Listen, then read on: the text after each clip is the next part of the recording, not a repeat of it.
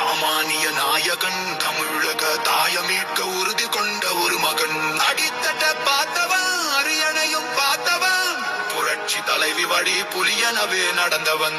ஏழ வாழ வாழ வைக்க சீறி வந்த திருமகன், ஏறு கலப்ப புடிச்சு மேல ஏறி வந்த தலைமகன். ஏழ வாழ வாழ வைக்க சீறி வந்த திருமகன், ஏறு கலப்ப புடிச்சு மேல ஏறி வந்த தலைமகன்.